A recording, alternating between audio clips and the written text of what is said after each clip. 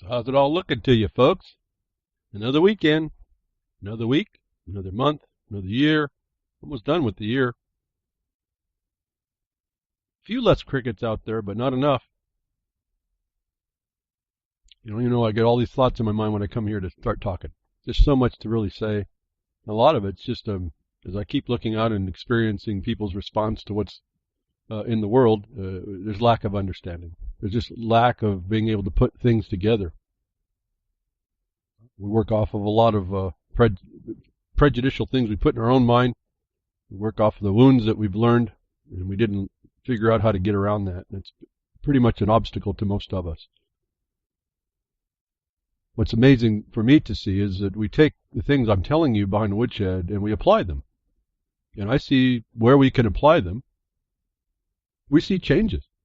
We see changes happen pretty quick, even though that quickness is really deemed over like years, because the quickness happens to be that there would be no change if we weren't persistently pressing to get back what was stolen from us or occluded from us. We're not going to do that by making excuses about how ineffectual either we are or the thing is that we're addressing. The thing we're addressing is a crime. So we can make all the excuses in the world, or we can deal with it. We can do other things, and not because it's really convenient or it's the way the system has brought us into the world, that we are adapted into this crime, this criminal organized syndicate that seems to be pretty global. Still amazing to me. Or we can decide to start unplugging where we can and stop being vulnerable. For those of you on Pastcast or Prodcast, and then again the recast on Thursday at ucy.tv, this will be BWRLM231. And that's for the blogcaster. To be able to search it out in the future, you can get the links that I go to. You can read for yourself, or you can do further research. And I ask you to do that. There's no sense to me to read a lot of this stuff just to set up these notices to us that have a way to make context throughout our lives, and we can disregard what I'm saying here and just continue to suffer and be just whiners, or we can address the problem, see the problem developing, and learn, and just we're going to have to create a new future that in some part does step back into the past, because the reason why they have us here is we forgot. We don't have a memory of how it actually was supposed to work. That republic, if we we shall keep. In the United States of America, the only place in the entire world and in history that did something. It put people in power of property. And then it established a government to protect it. And I know it doesn't look anything like that today. But that's the why of where we're here at today. It's partly how we have this caucusocracy. The excrement rising to the top in our governments, because we didn't keep any of that more pure. And so we all have our objections to what we see, and we throw down everything that comes along as it's not good enough, and we never do anything. Because we're always just whining about how bad it is. We create our own little fantasy worlds in order to be, it would be better if it was like this. And if I listen carefully to some people, they don't even understand the history of what worked. And they're willing to throw that away too. Like the proverbial, if it was in the Proverbs, the baby out with the bathwater. We're not holding on to really anything, and we're not asserting anything. And I think I see it happen again in one of the chats. There's just no basis from which anybody works. It's a bunch of misinformation, lack of understanding, lack of application of what's going on. We walked ourselves into decisions that we made, and we found later that it may not have been so good for us, and then we're confused by that.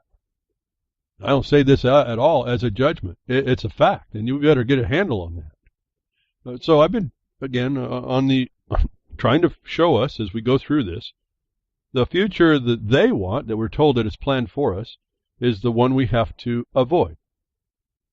Otherwise, your life is not your own. And for those of us that are older, we're not going to have much to worry about. Although we may get a tail into that.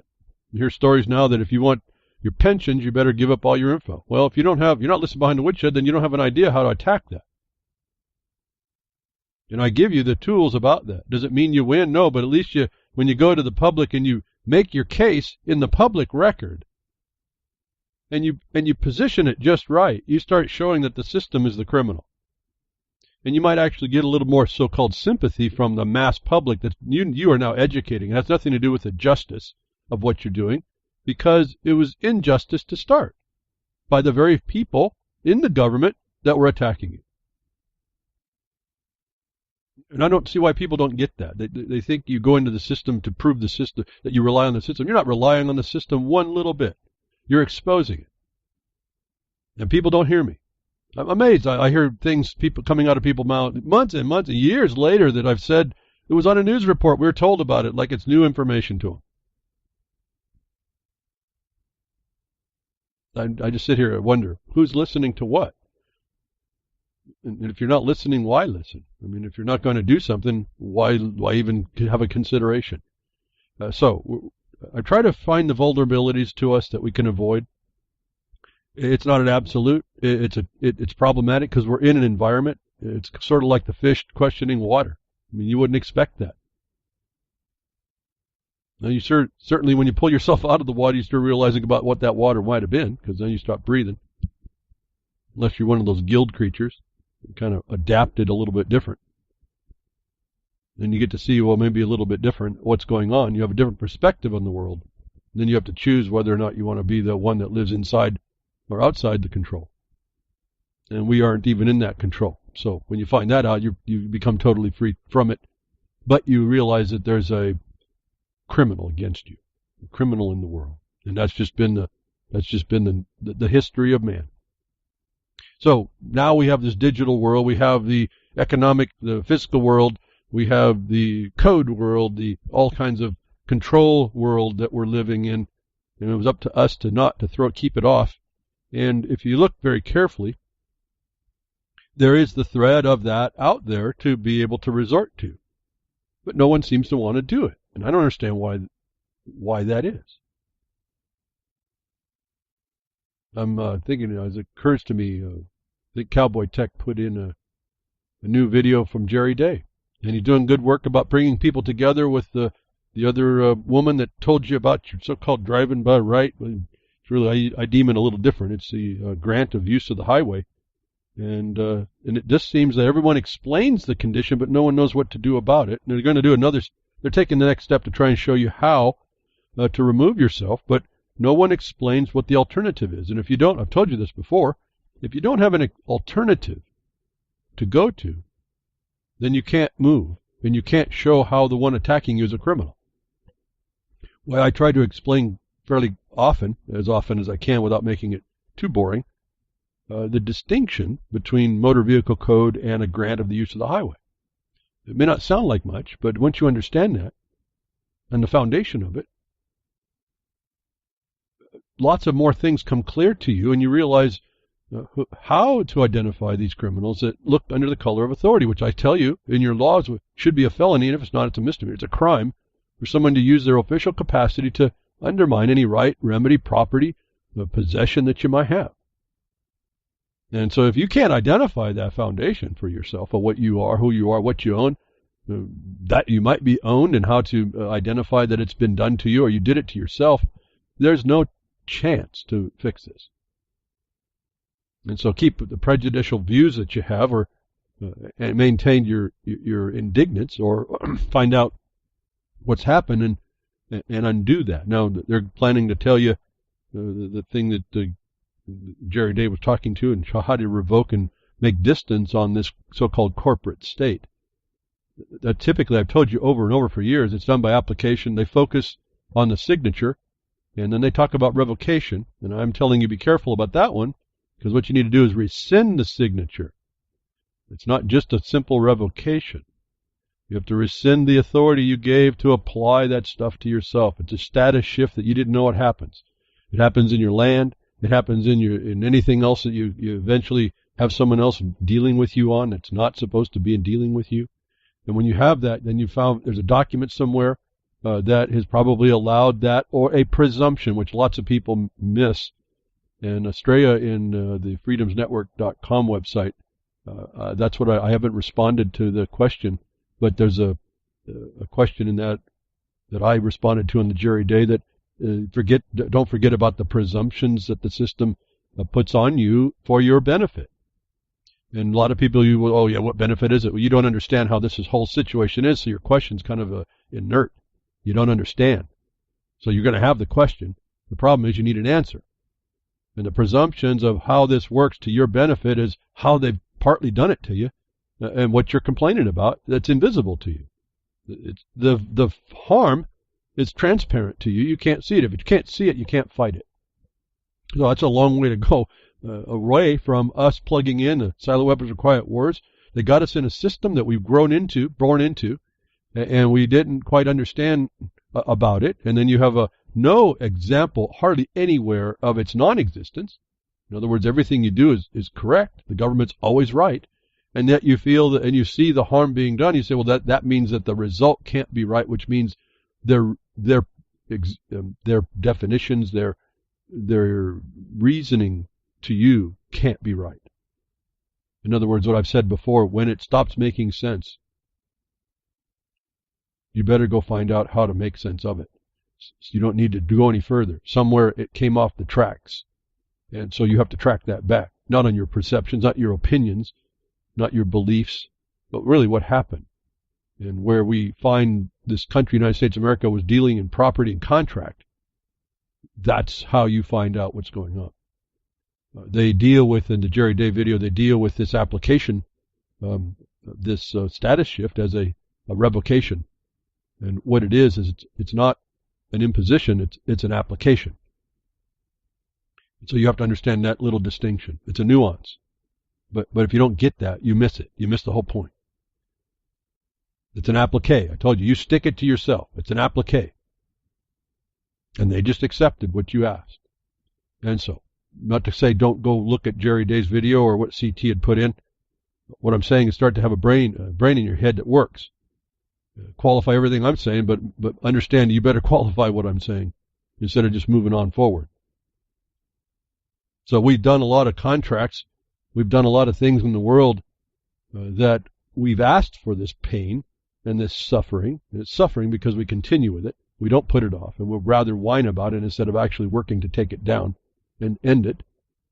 And there's tools out there to do so. And when you've done the tools and there's still an obstruction, that's the criminal. Now you're not using the system. Now you expose the system for the crime that it is. And our problem is, as we've told the mass of educated people, must keep vigilant to keep that republic and keep that liberty, so-called. But when we do it to ourselves, they work on not only it's beyond presumption where you've signed the paper. It's not about revoking the document. It's about rescinding the signature for the reasons that are provided for in the law regarding signatures and rescissions. And you have to go read about that. Now, to direct you, and not to get, some people get real all wrapped up in this and too tight sometimes, you can go find the guidelines for that in the UCC under rescission. It's written for you to follow. And I say that, and I'm completely off my tabs. This is the same problem when you have a property right that's in you and gets invaded by somebody. Do you even know, for all y'all that study the Constitution and read it and think you know it, do you even know how you're executing it to execute the remedies that are built into it? Do you even know that your remedy is a petition for injunction? Do you even know how to write one? And I'm asking these rhetorically. I find that most people don't. And I've had a couple of problems why it's even coming up. I have people that are working, are violated by presumptions and don't even know how to move a collateral attack against a government official who's really a felon. And I've talked about the injunction. That's one of the easier ones in a way. Your facts should be pretty clearly able to be supported by it. It's only 4 points on a letter, essentially a letter. You get the 4 points and you say them correctly, you have yourself an action in equity. But how many people know how to do that to protect themselves? I think very few. And I'm saddened because it means that we're not going to be able to get the message out of how bad things are because everyone just works on their whining. and their incapacity and their woundedness. That doesn't mean, I'm not saying everybody's doing it, but there's not that many coming correctly. And I see evidence of it all the time, that people don't even know how to situate their problem. And at that point, how are you supposed to defend yourself if you can't even situate your own problem and find the foundational points of it? I don't understand how. So those are the presumptions that work against us. Those are the things that we opt into. But there's another thing that's happened that you were born into. So there's another aspect. There's different levels. And it came pretty clearly at a bunch of different dimensions of this come clearly in this next tabs now, the notice to us of what the real problems can be. And that at some point, you are assumed into a condition that's so much more insidious, and that can affect you like blindside you. Yet we know about it. That it came up here just recently, if you haven't heard of it. Credit reporting firm Equifax says data breach could potentially affect 143 million U.S. consumers. And I thought that was pretty interesting. First of all, you know you have the problem. You're vulnerable now in your so-called credit, which is debt. You're a debtor.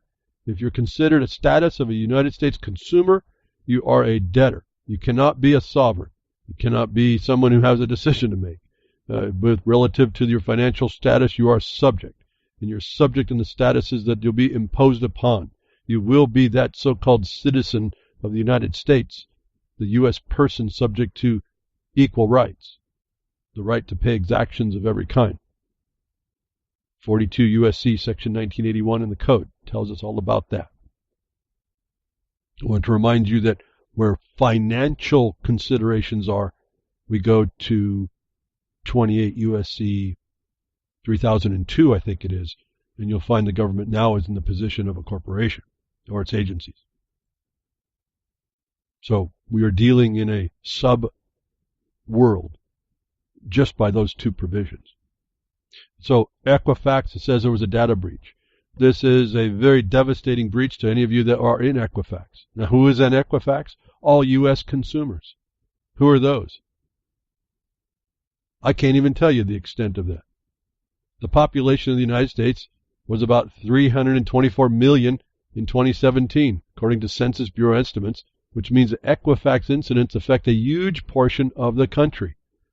By that Census Bureau estimate, now I've talked to you about the census and the people that came to take the census. We've been through this over and over. In fact, it's been so long ago I can't remember what I suggested to you to do at the time. But that's a Commerce Department function. If they just said the U.S. was about 324 million, the entire population is conceived and presumed a U.S. consumer. This is a whole other thing we've been born into as a presumption against us. Equifax said it discovered the breach on July 29th. Criminals exploited a U.S. website application vulnerability to gain access to certain files.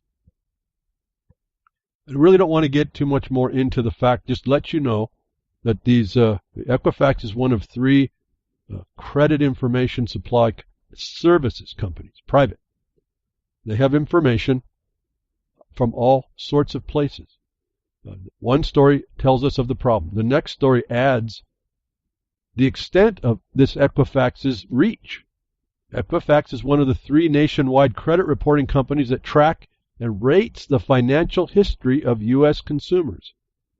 The companies are supplied with data about loans, loan payments and credit cards, as well as information on everything from child support payments, credit limits, missed rent and utilities payments, addresses, and employer history, which all factor into credit scores. Okay, where did this company get the right to suck all this information, whether or not you knew about it?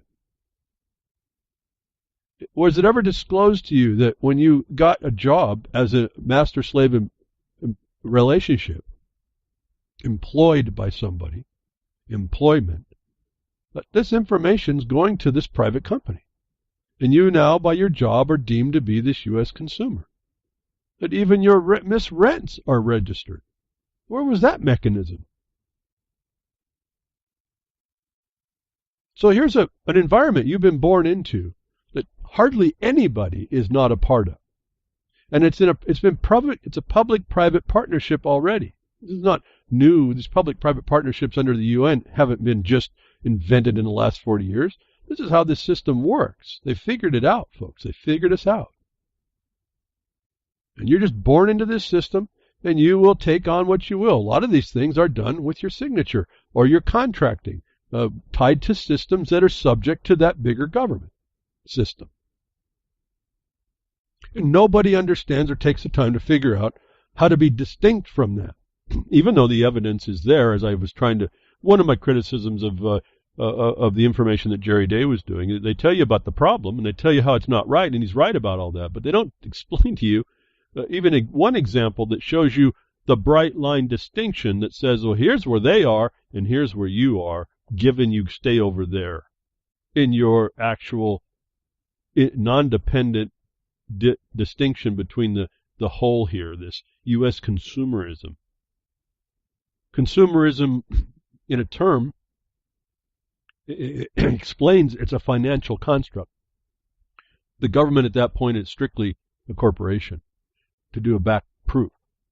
The problem here, just to let you know, is that the Equifax is a nationwide credit reporting agency that has tentacles into your life. It's a private company that affects your credit rating, and in that world, that is your existence. If you don't have that, in fact, I understand now, even where do you go get when you go to get a place to live, they will look at your credit history. So it's a reverse proof against someone outside of the system. You are completely controlled by this. They've had a data breach. I wanted to point out the fact of the breach. In other words, your electronic data by these companies is not secure. And this goes to everything in digital, everything in computers. Anything that revolves around your life is not secure. If the NSA tools and CIA tools weren't enough to tell you they will never ever be secure, and now they've gone into the wild so that anybody can have them to cover all tracks from everybody that would have any authority, that would have had to be constrained by any law, you've watched the decimation of your protections under the law with the tools that have come out. That even allows any one of us who, if we were into it, to go attack somebody else. They're handing us the tool to destroy ourselves. But more importantly, they're handing this system, this Equifax, was vulnerable and didn't protect you. My problem with all this for all y'all is that this is the future you're walking into. This could happen to you, and then all of a sudden your life is destroyed, and you had no real say about that. And if you're not cognizant of what that system has done and does, when that's the only thing you have to rely on, your life is now controlled by that.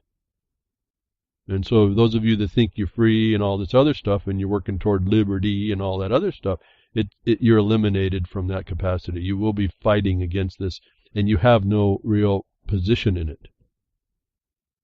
You're dealing in corporation. You're dealing in profits. You're dealing in how they manipulate and make money move by the digits, the fiat, so much as the fiat is considered. It's how that system runs. And so as long as you're tied into it, you're vulnerable to these hackings. My other problem with this is that you don't know now. This should be your bag of facts. You can't know that your files haven't been hacked. You can't know that you're not being adversely affected on something they didn't find. You can't know that somebody's not messing with you in the background, and it's kind of agreeable. You don't know that the government, who has all the money in the world on your back, if you want to talk to you as you being the full faith and credit and a beast of burden, that they can pay any company to hack you and make more profit that way than to keep you private. You're seeing the deficiency in this system that the whole of society has been walked into and is walking into. It's not just about the applications of the signature. There's a system that you're born into that takes advantage, exploits you. They talked about the hackers exploiting Equifax. Well, the story comes out not even a day later After the Equifax CEO comes in and says, "Oh, we're sorry that this happened, and we hope you don't take we're not defined by what happened to us, but how we respond." Well, they responded. Equifax is trying to make money off this massive security failure. It came out not even 24 hours later. The criminal hacker exploits. Well, now Equifax is exploiting its customers that were hacked and caused these entities called U.S. consumers. And they offered a free service to protect and watch for the accounts now of the 143 or so million. They should have been doing that before, but see, they don't. You could pay for more to protect your record and have notices sent to you. Well, they're going to offer a free service, they call it. But when you read, the people who have now studied this, read the free service, it's only for a year. It's like a trial thing. And when you agree to that, you give up your right to sue Equifax. And so when you look at the totality of this, you get stuck in the credit system, which means you're a debt. You're a debtor. That's it. You're done. You're not in control about anything. And if you don't understand how to break the presumptions or avoid the assumption, you will be treated as one of those. That even after the hurricane strikes you, then the company comes in to exploit and harm you a different way. There's a completely other type of problem that, you want to argue with me on some of the things I say. You're missing so many other details and dimensions on if you don't get a proper understanding. There's no way you can defeat any of this stuff. That if you're in this situation, my question would be then how do they know that someone's not a U.S. consumer? And if they have information on you and they don't have anything they can show as a private company that you've agreed where they had full disclosure to you, aren't they now invading your life? And isn't there a way to get rid of these things? I cannot believe that their free trial period exploiting you in the harm they caused to you is some relationship you want to continue. I can't believe you, under this notice of any computer problem, this is Equifax, there's all kinds of different computers, systems what the government uses, that you could agree to continue and allow to have continued these records that may be tied to you. I'm offering this as more evidence of the totality of the plunder upon people. Never let a crisis go to waste, and the exploitation of the criminals. They said it right in the beginning. The criminals were exploiting. Well, Equifax is a criminal. It's exploiting. The thing it caused is the definition of what you're living under right now, whether it be from government, the companies, any of these, the non-NGOs. So if you don't start to look at these things in the methodology, then hopefully you'll turn that and find out that methodology is just about everywhere else in the world as it's tied to the system. You will never be able to lay the foundation sufficiently to protect yourself from it or defend against it. You make excuses about how it's impossible, how there's nothing to do, and then you just do nothing. It's the digital fetal position. Argue with me is your digital fetal position. So they exploit it. They come up. They say, okay, we're going to give you a trial. Then you also have to give them a digital account so that they can start charging you at the end of the trial period. And the most important thing is they stick you in this arbitration. This is the dispute resolution. I told you it's a felony against you. Corporations use it in all your contracts. It's in your phone contracts. It's in all your typically in all your major utility contracts. That they take away certain rights in favor of a forum that is favorable to business. So we do it to ourselves, and then I'm trying to show you this U.S. consumer status is something that's been developed, and you can either agree with it or don't. And they are now treating you, if you've been affected by the 143 million, and there was a whole lot more that weren't affected, 324 million of you that they're calling to be U.S. consumers, subject to these vulnerabilities. You really shouldn't be okay with that. So what do? Well, you're going to have to figure that out. You've got to go find out who these people are, whether or not you're part of their database, and then you're going to have to take them to task and say remove you from the database. And I'm going to tell you when you do that, and there's a way I understand that you do that. I can't remember what it is right now. It's not coming to my mind. You're going to be finding out the type of world you actually live in. I keep telling you, Syria and the land you see destroyed over there is what you live in all the so-called first world nations. You don't see that. You don't see the devastation. You pull yourself out of the illusionary system and can't take benefit from that system, and you'll see what kind of life you really live. You have to be prepared for that. They don't make it so easy anymore. You have to be prepared for that.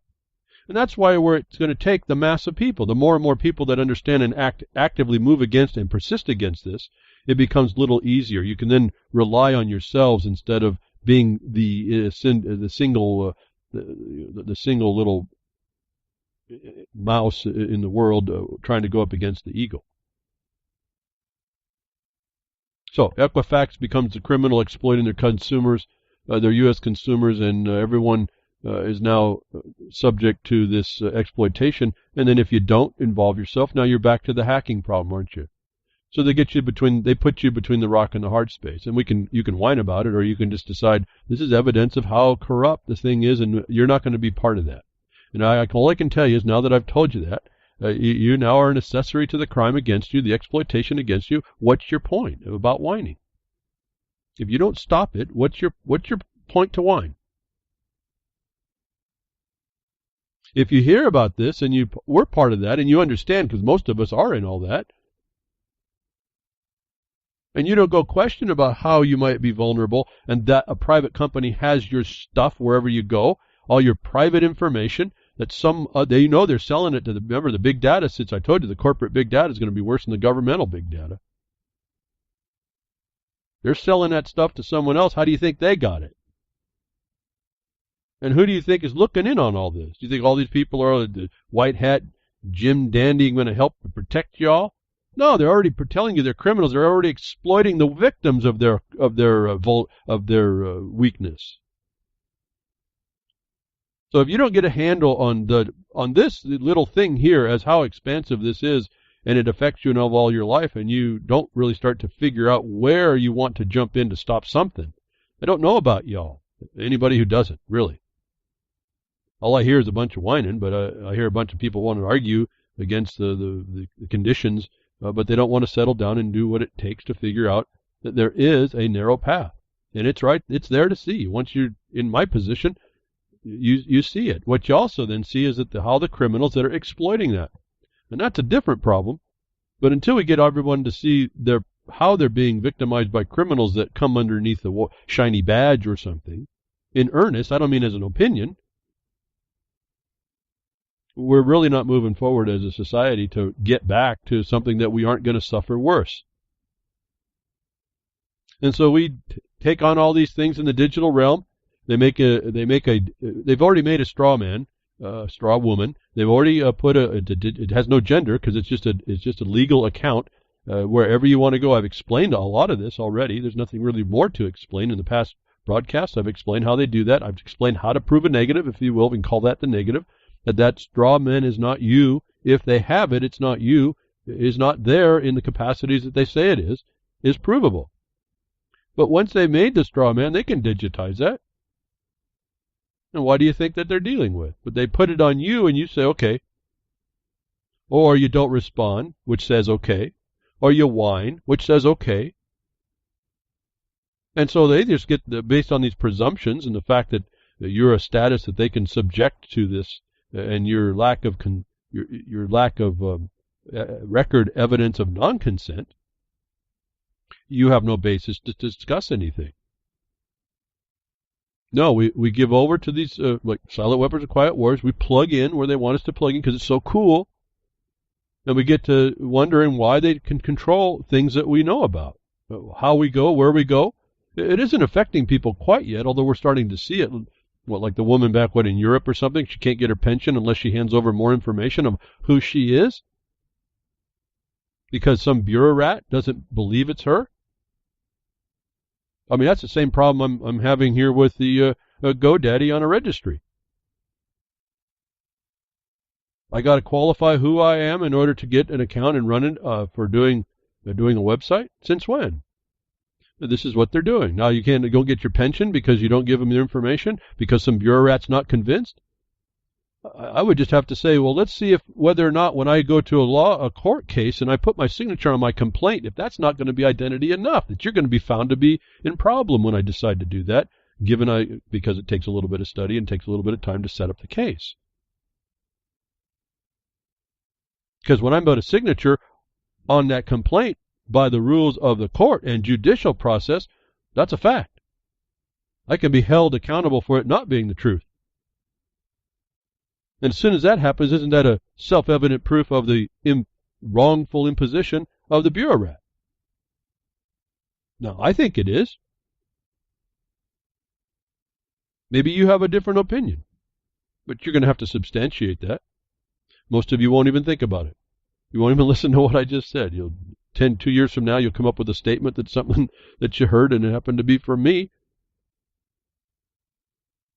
and you'll think you originated it 2 years late. It'll be newfound information for you 2 years from now. And part of that is in your mind. Our mind just argues with reality. And I'm not saying this because I like it. I'm saying this is the reality. This is the problem that we're in. The story of Replika, an AI app that becomes you. The story of Replika, it's the name of the AI app that becomes you. So now they get you to speak to this phone app, give it all the information that you want, talking to you, it asks you questions, so you dump your guts out and your mind into this computer that then takes an artificial intelligence, so-called artificial intelligence algorithm, and starts to use it to sound like your best friend, which is you. I mean, I'm just sitting here, I'm stunned how slick these people are in getting y'all to participate. Now, a lot of you will say, I won't do that. Well, you're doing it in other ways, I guess is my point. But here, I told you this was coming. Here it comes. You're plugging in. They get people to actually do this. People, telling all the wonders already of the beta test, how great this thing is. You literally answer questions to it. It develops a persona around what you've said. But remember, don't forget here, remember when Israel came out and said they can make and plant DNA, they can fabricate and plant DNA that is you. All the other things that they'll have digitally understanding about you, and then they have this thing. If you're saying, oh, well, I'm not going to do this. Well, they're doing it like what we hear through your television, through your communications, through your chat. You don't think they're going into the chat rooms and have computers that can look at responses and come up with things, however erroneous it might be, to fabricate a fictional straw person, a digital straw person. And I keep telling you that then gets hacked or can be adjusted from the inside without anybody's knowledge, and then you can't prove it. This Equifax is kind of indicative of the whole problem in my mind and why I'm spending any time on it. It's within the fiscal condition, it's within the corporate condition, it's within the arbitration condition, it's within the control outside of your ability to control it. It's an existence that you had no control of in the beginning just by your mere existence somewhere in a record. You're looking at a whole life right there under control, created and controlled by another fiction that can affect your life. And I hear nobody really responding to this stuff. But how? Well, you find Equifax and those two other companies, and you say, how'd you have my information? How did I become your customer? See, that's the other thing I missed about that story. It talks about the victims of the Equifax security breach who sign up for the company's complimentary service will only get 1 year free. After that, unless they proactively cancel, they may have to pay. The terms of use say customers must have internet access and credit or a debit card to sign up. So you have to be tied to the system. Most importantly, they say customers. It's not based on the contract. The customer was established before the vulnerability affected you. Now, when did you become their customer knowingly, with full disclosure, and understanding what that relationship is? I don't know of anybody that knows of that. I think that's your first start. You are going to have to take charge of this. No one else can. Where do you start? Maybe that wrong will rise enough in your mind to be a wrong you need to make right. Maybe you'll start to research what it takes to fix that. Then you can be someone like myself who can explain maybe more particularly on that point. Maybe you can find a bunch of people that can start moving to do this. But as long as you don't, you're seeing evidence of a system that was created for you, that was plugging you in when you agreed that was you, that affects your entire life, can be hacked, can be adjusted, can be exploited by the people that are supposedly your companies as a customer. How would you like to be treated by a company that exploits you underneath underneath the vulnerability that they created? To me, this is just an example of other things that I can see work identical. And I guess that's the frustration, being that it's so clear to me, it's not transparent to me anymore. How is there such a mass apathy, mass victimization mindset in people, that they would allow this to go on? That they actually are so needy that they need to speak to a computer app that someone said, I'm going to make an app. I'm going to get some more information from them. They're going to spill their beans to me because I'm going to exploit their neediness to talk to a friend. And what better friend can they have than to talk back to themselves? That this Replika app is being handed to you to use, it to me is evidence again of the overt action that's coming, that the covert one that's been against you, you've missed. They've been getting your information all this time, no different than this app, wherever you went. You remember, they said it in Equifax. They were getting it from all these sources. That's not the limit of it. That was just some of them.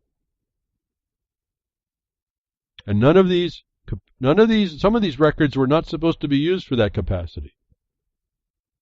And when I say that, I'm to make it less of a cloud. What flashed in my mind was the property records for those that have patents. The county clerk's office has been converted to a commercial office. They don't even really accept certain things anymore. If you looked at what they don't accept, you'll realize what I'm saying. That they aren't supposed to use the records of people who file with patents. They're not supposed to impose a servitude of that consumerism on that property. No different than they're not supposed to impose your ad valorem status on that property for purposes of local tax. See, ad valorem is value added to commercial beyond what you were given a right to. That was controlled by the state. They don't have a right to attach that. The attachment is a felony. Does anybody understand this, to go back and show how these people are committing crimes at every turn? The answer is no. It's why we're here. The app that becomes you. We're so needy, and we're developing people that are so needy, they want to speak to a real friend. It ends up being a program that is just responding as they would respond. How familiar is that going to be?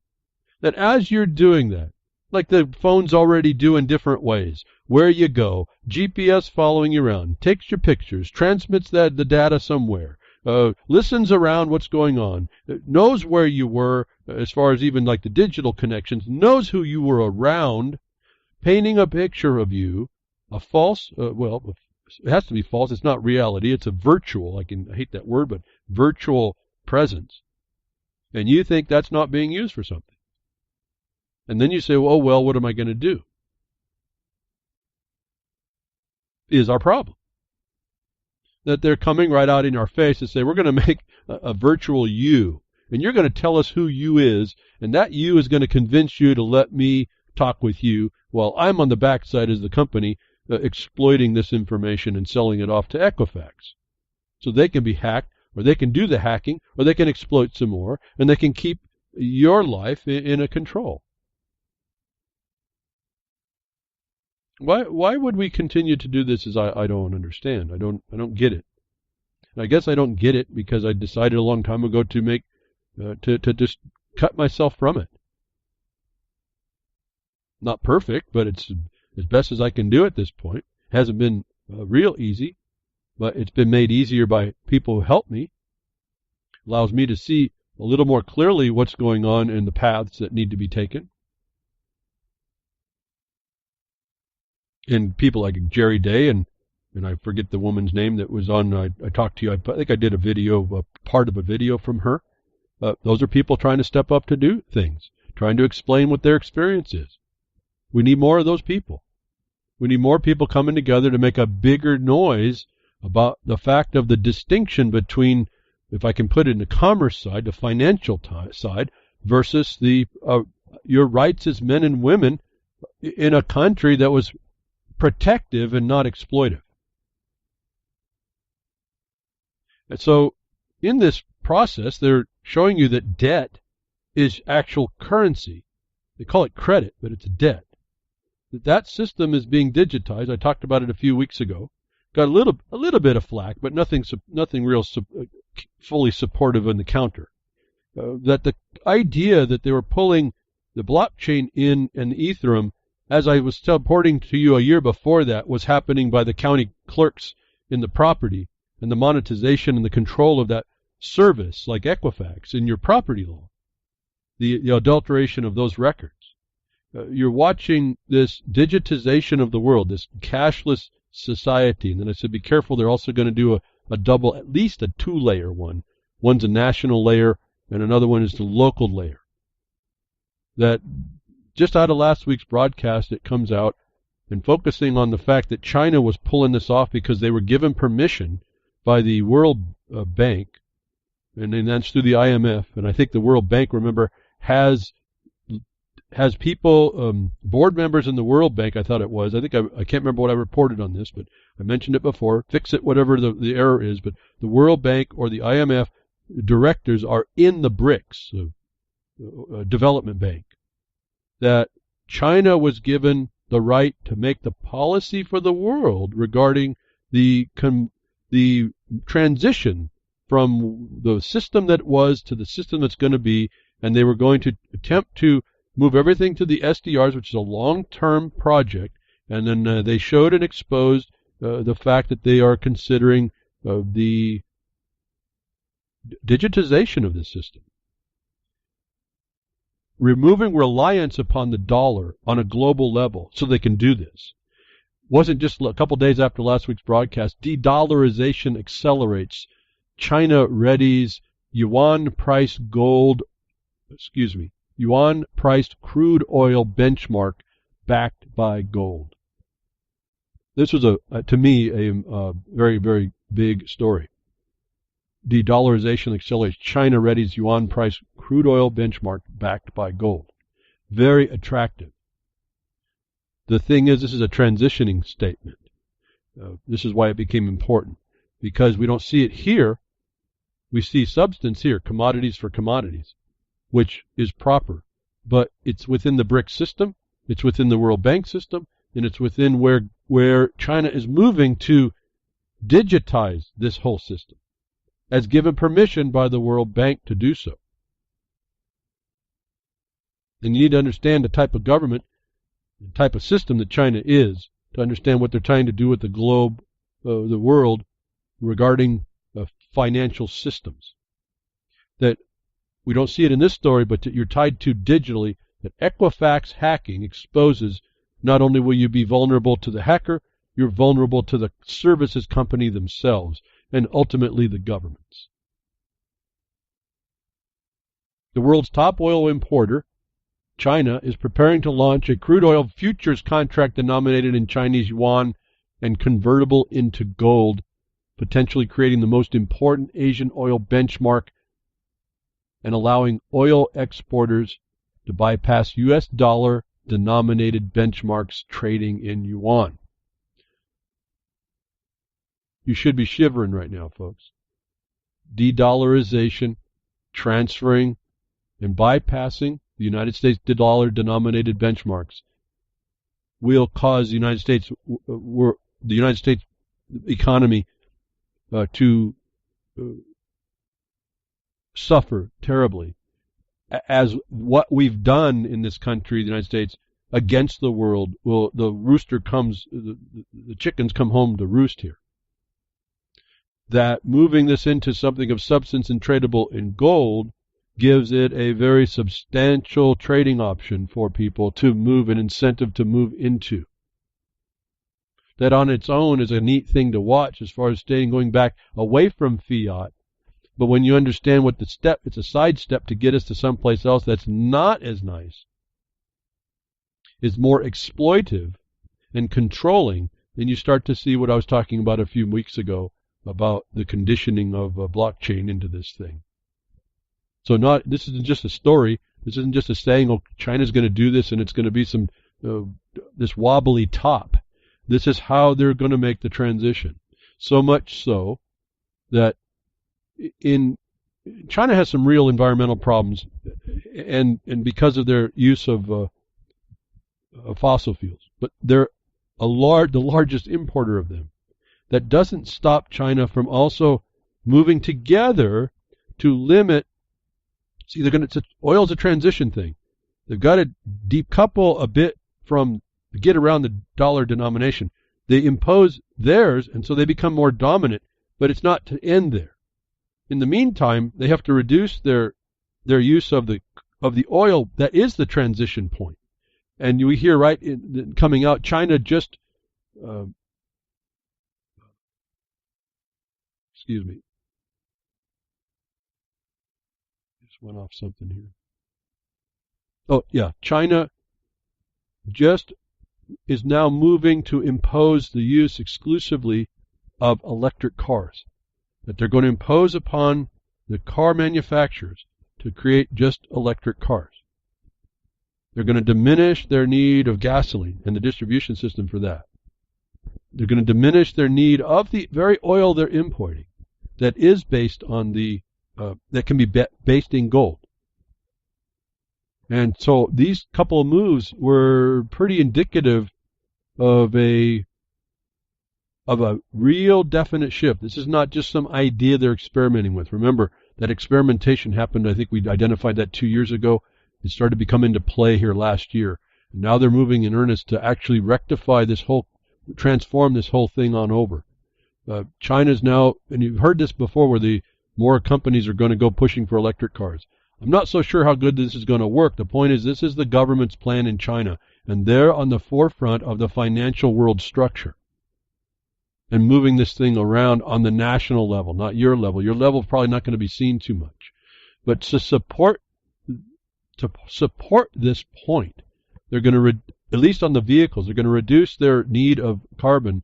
I don't mean carbon, but the fossil fuels. And that's a lie too. It wasn't fossils, was it? But that's what they say.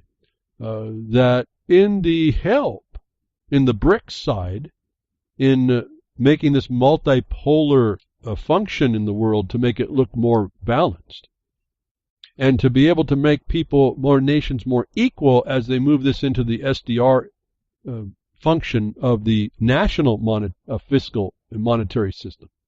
Russia plans to increase gold supplies to China.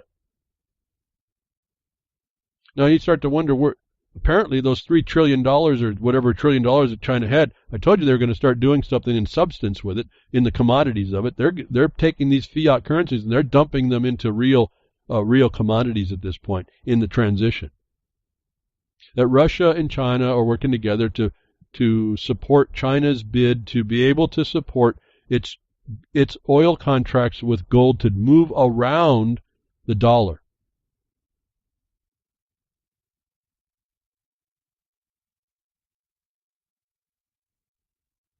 This is a big deal here, I think. This is more than what I've been hearing being talked about. This is not just some mediocre attempt here. They're actually moving on quite a different number of fronts to solve some problems. They provide an incentive to actually move into their system. And this is like a privatizing system as well, if you notice how they're doing it this way. again, you get into that system and you're going to be controlled by it as well. This is no different how the plan works, but this is a more working on the global scale where we already know that China's moving to control, making a global control where they're going to use these cryptocurrencies and Ethereum contracts, whether or not they're named Bitcoin and Ethereum. I guess that was one of the things that was being missed. I'm telling you, it's in the world now that it can be done like this. And I told you before that when they go there, property gets destroyed. I don't care what the name is they put on this. This is the method they're going to use. BRICS countries are considering own cryptocurrency as settlement mechanism came at the same time. It's just not going to be denominated in this gold. I mean, tradable in gold to incentivize it. It's going to also be tied to a cryptocurrency as a settlement mechanism. The BRICS Finance Committee is discussing a joint virtual currency for the five-nation bloc of developing economies, according to Russian Direct Investment Fund chief 𝒟𝓚𝓃. While there is a focus on settlements in national currencies, cryptocurrencies are also being discussed as one of the possible settlement mechanisms. We hear just discussion. You think they're going to be just discussing it just because they like to hear themselves talk? No, this is the plan. They're moving through it despite this idea that it's supported by gold. That's an incentivizer. They're ultimately moving, and the companies, these countries are tying into the crypto system, as I was reporting before. And once you do that, you want to make sure you have a monopoly as a government. And what does China do in the news? It's all in the notice right here. You're watching the formation of this system. China just made a huge move against cryptocurrencies. So they're going to create their own, but they're going to destroy it and make it very miserable for anybody who has illegal in China to have and utilize other cryptocurrencies. Regulators are about to begin scrutinizing China's initial coin offerings, an industry worth hundreds of millions of dollars. Now, I'm real dubious on these ICOs and initial coin offerings anyway. They look like a big scam for the most part, and they're scammable, every one of them at least, could be. There's just no thing supporting it. It's just an electron that has a number. It's a series of whatever electrons it takes to make up the number is what you're dealing in. Now, I've already on record, I believe it's a cool tool, but it's also available, open to big problems. Notwithstanding that, whoever controls the blockchain controls this system. China is proving that to me, again, if no one else wants to believe it, it's me, that they are going to move against every other cryptocurrency to make sure they're the one that has the one in their sphere of influence. This is, again, at the national level. They're going to eliminate these initial coin offerings as far as their market trade platform situations to do this, how they do the monetization of the world. Now, just another article there you can read. I'm not going to read more. Based on that, Bitcoin crashed 8% when China came out against it. Now, I don't know really what relevance. 8% didn't seem like much. These types of fluctuations just seem to be natural in a way with the cryptocurrency anyway. The point is there was a direct response because it impacted people in China who may not be able to get and use those things, and those that are trying to work around the firewall, the China firewall, get prosecuted. And so China has been working for a long time. The purpose of that was to expose the economic interference that might come in that these cryptocurrencies would offer. You won't have the secrecy that the country can look in and see how this works. But they're going to get rid of the big ICO, the big initial coin offerings, which are in the marketplace, like Wall Street, trading platforms. And so this is all happening at the same week. All this news came out at the same week. China is showing what's going to be the future regarding these cryptocurrencies and global trade. It's happening right in front of your face.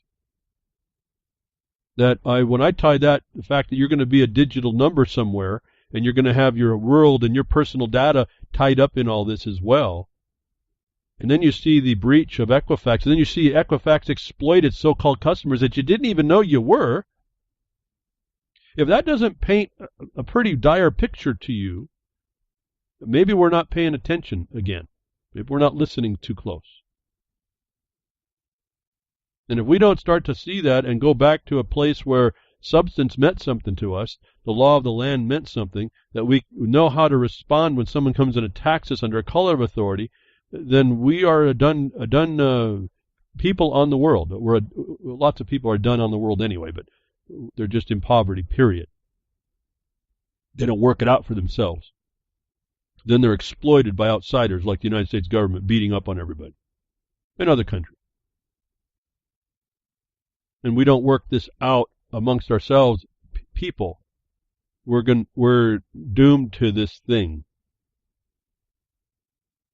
And I guess we don't sense it as a danger because it's just sci-fi that you're going to be walking in huddled masses to your next, all in the same uniform, dusty uniform, to your next non-job, just because people have to do something with you, and that all they need you to do is eat and sleep and use services, because that's how the system runs. You are the beast of burden. They don't even need your work anymore. They just need your existence. They just need to know about you. And you didn't take the time today to avoid the sci-fi movie of the future occurring to everyone. So Bitcoin responds to this move. China's making some very telltale things right now, open, that really need to be looked at as we see the transformation of a global economy. And again, it's easier for them to do the national side right now, and the people come a lot slower, and so we're going to have a tiered system at least. The SDR, if you will, digital cryptocurrencies, will be running on a national level for settlements. You have to really understand how that's working, so it won't affect the people so much. They'll be able to play for a while longer, but once they get that worked out, it'll slowly over time, and the generations die off, and the memory about substance and property goes away. This same control system comes down into the people. And part of that getting you into that system is motivated not within China, that's being suppressed, but it's been encouraged in the Western side as they create the division that in the future will induce you into the system that brings it easier for them in the future to weld this whole thing together on a global area. That Australia, all in the same week again now, moves to legalize Bitcoin and attracts gold and bullion investors.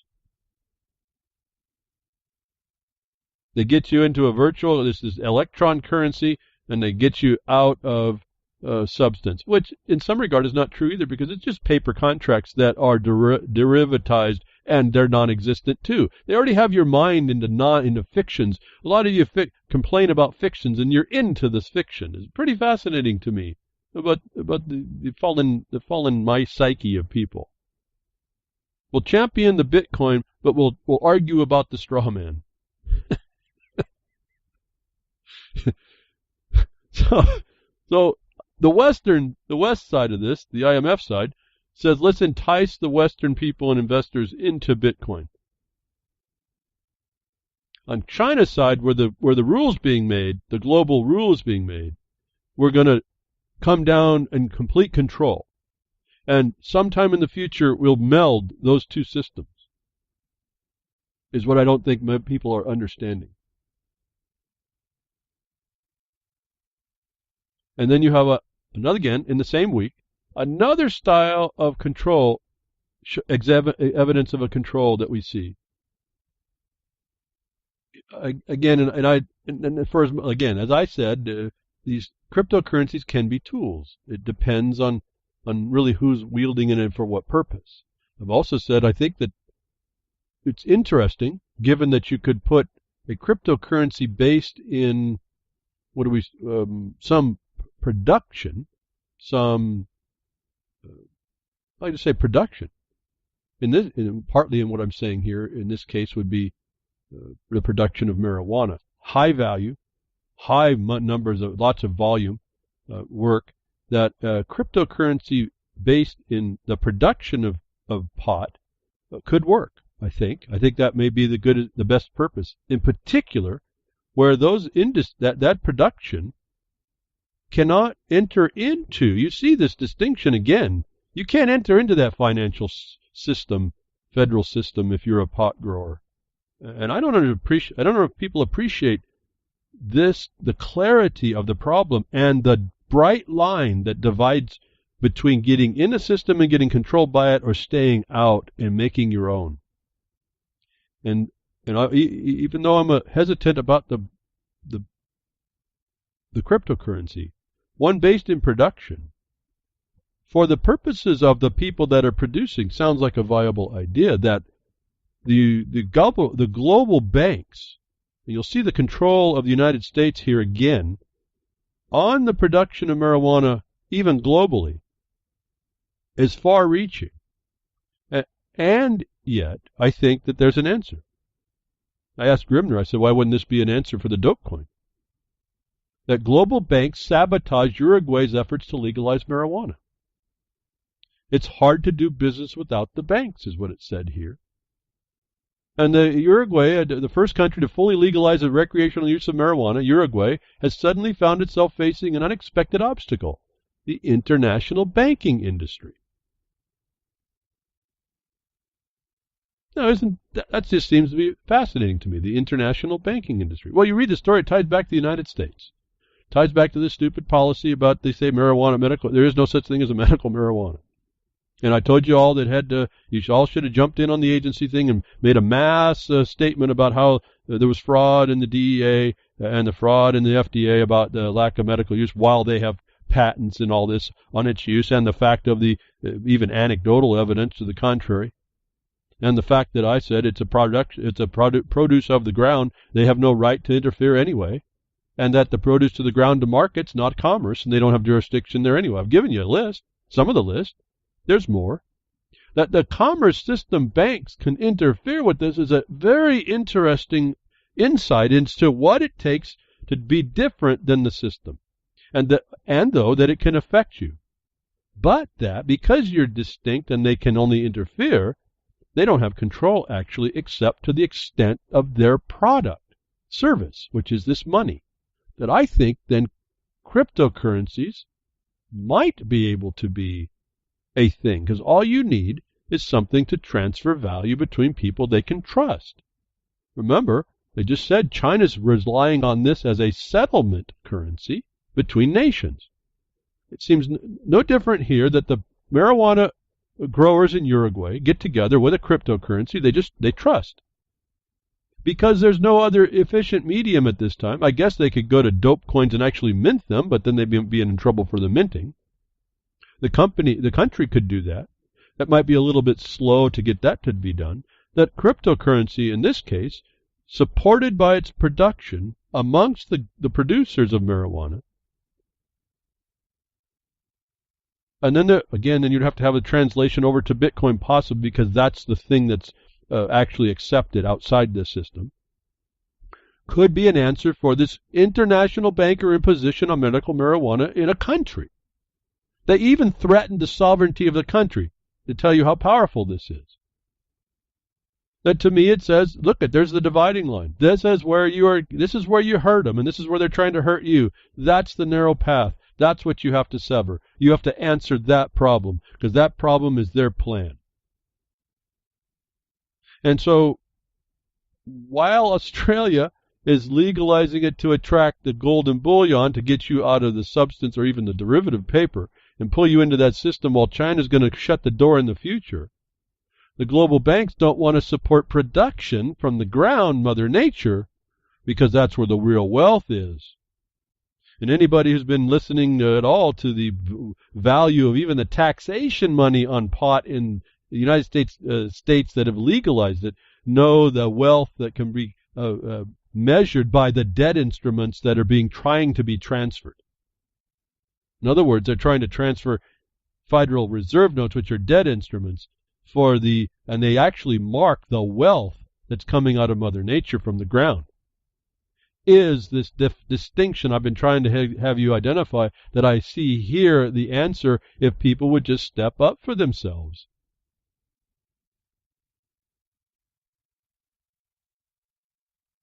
Does anybody else see this? A banking industry shuts down medical marijuana in a country. A country cannot defend itself because then it has other obstacles to that same money source. Is the point between wealth and debt. Is the point between control of your life, someone controlling your life, and no one controlling your life. You make up your own thing.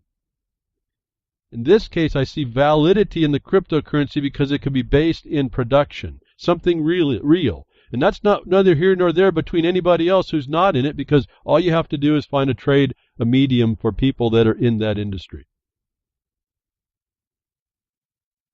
And if it has enough momentum, it has enough flow, it can spread out to other people, and that's just the acceptance of it.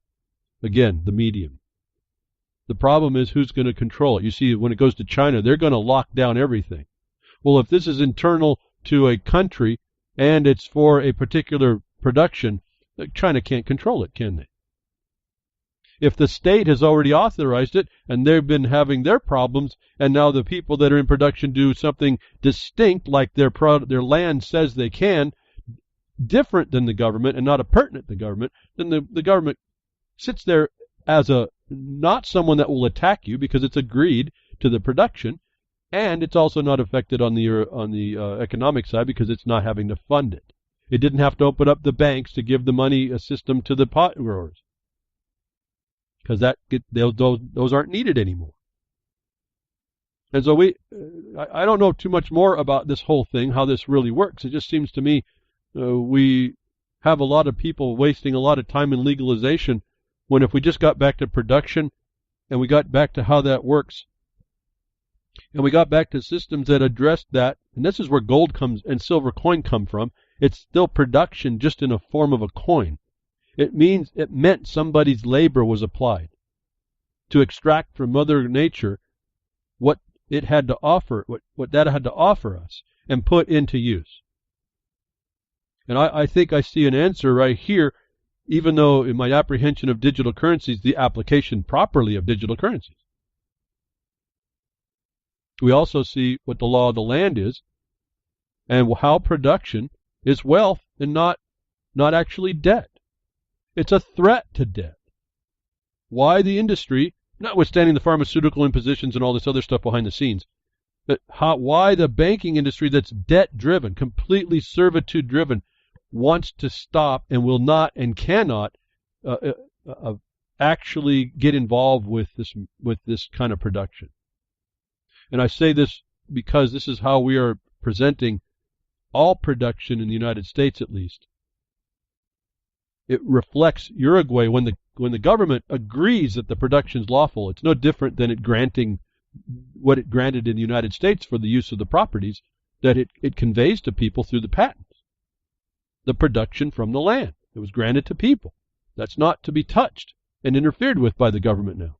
Essentially, it's given its okay to it in the conveyance. That's how simple this really is. What y'all don't realize is the fruit of that and the effect of it, because there's been this big theft. But right here is a major story. Right here with the Equifax imposition of a private company interfering with your life that you didn't even know was existing, even though you were told. You didn't know how extensive it was, and then you see how it's being transferred into digital, and China's being involved in that, and they're using all these tools to kind of put the pieces out there in order to get you to be moving in the right direction. Then we come up with this little problem. When that system they're trying to create will target medical marijuana, which is actually production from the land, something that this fictional system can't support actually. It can just lend itself to the flow. And that's not even counting the fact that the United States is behind all this, and it's probably the biggest drug pusher through its CIA and other programs. So there's a big syndicate, organized syndicate problem going on that you see the bankings fronting. That could be eliminated here in this case. Is this one example? I think there's many others. But it comes from the law of the land as production. It starts to show us where our rights as men and women are, if we didn't know it before. And if you didn't understand it that way, I'm here to tell you that that's the way you should be looking at it. Have I just mentioned utopia? No, it is not utopia. It's until you get that understanding,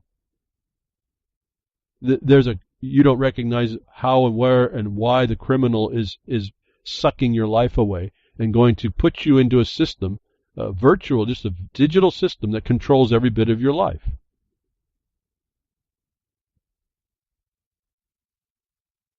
You say, well, I don't do anything wrong.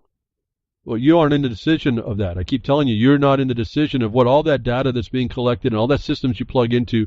You're not making that decision of what that data is telling someone who wants to make you an enemy. And we see evidence of this. You get all this data, you get into the system, you get into a digitized life. You can only go through those systems like we found out Equifax. You can't even get the exploitation if you don't have a digital phone, a digital connection. You can't get into that system. Well, you've just defined that system as foreign to you and you shouldn't enter. But if you can't get into the system, you're not going to take the benefit. Once you do, no different than silent weapons or quiet wars, they let you plug in so they can use that data and potentially to exploit anything they need.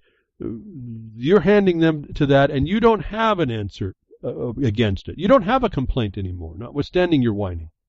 We see the evidence of this other type of exploitation right here, where Israel uses social media crawler to detain 400 Palestinians without charge. Israel authorities are increasingly monitoring Palestinian social media traffic in order to identify potential threats. Recently, over 400 Palestinians have been preemptively arrested due to their online activity, and Facebook have approved 158 requests to remove content submitted by Palestinians on the site. That's just for Palestinians in Israel. And a pipsqueak of a place that's not even an actual state, has no real country, just occupiers in the land, unlawfully so, these Israel people, these Zionists, these political people. They now use the internet to go and target people and put them in administrative holds on a system they don't even really have lawfully. And do you think that's any different than the Equifax problem? Do you think that's any more where you've been born into this system? You're a U.S. consumer whether you knew it or not. You're part of that. Do you think that's any different than this?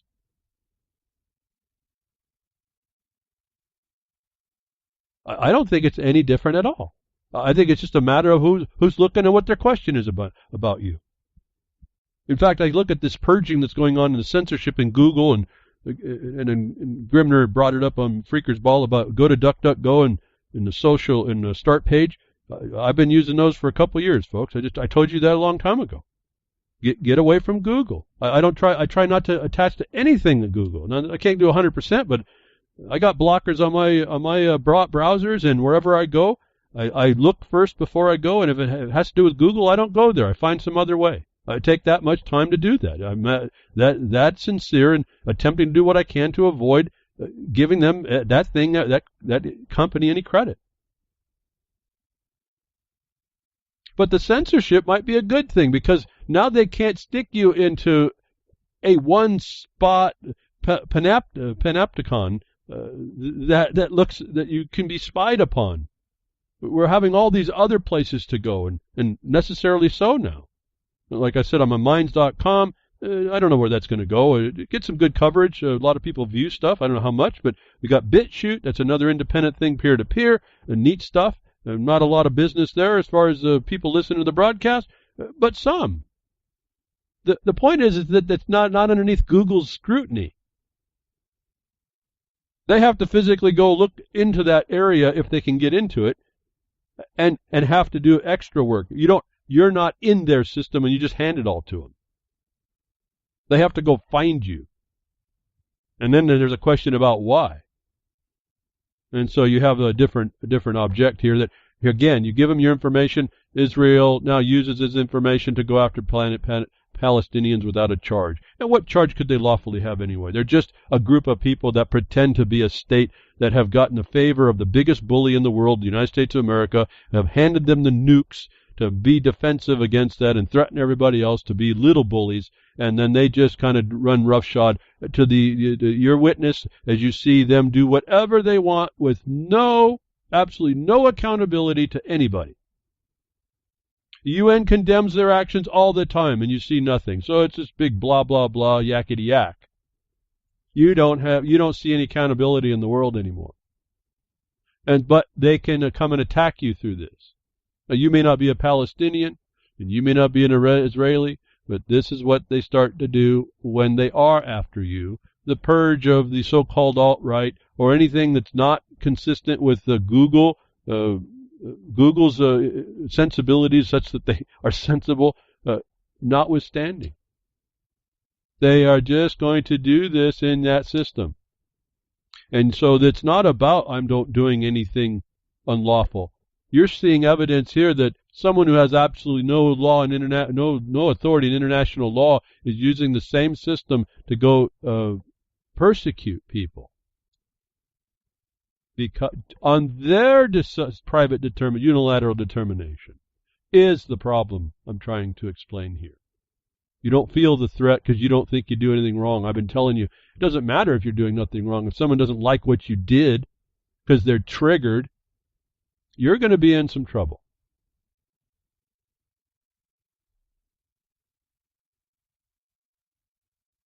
I'm pausing to wonder, do you think about that? Are you arguing with me? Does it mean anything? I'm hoping it means something. I'm hoping it means that you're actually vulnerable, and it's going to take, in this day and age, no matter how much pressure they put on us, it's going to take a little bit more effort in order to start being those of people that are going to start throwing this nonsense off. If you're watching this and allow this to happen, you're allowing injustice in the world. Why can you complain against it in yourself? You're just allowing. You're an accessory. Those that have the ability to interfere with this problem need to step up and do that. And I think about, okay, what can I do? And off the top of my head, I'm so overwhelmed right now. In fact, the last few weeks have just been terrible as far as trying to figure, all the stuff that comes at people and all the ignorance about what's coming at them and trying to resolve it all. And then finding a lot of people are just not capable of even addressing the most simplest stuff. It got me just overwhelmed to even think beyond this, but I do. I look at it and I say, well, is there something I can do somewhere? This is not likely, but I'm somehow wired to say, well, is there something I can throw in someplace, just even a suggestion, even if it isn't agreed to, even if it isn't accepted, like my Bundy situation. I don't know how much, or the DAPL, the DAPL, the no DAPL. All that suggestion fell on deaf ears. Absolutely zero. And so you wonder, well, if no one's going to listen, why do you keep talking? And there's a good reason about that. Maybe I shouldn't. And then a few of you guys will come, you guys and gals will show up with the email and tell me what you're doing. It's pretty impressive. Or like Rancho 42 I was talking to you last week. Actually gets it. Actually goes and researches and finds out for themselves.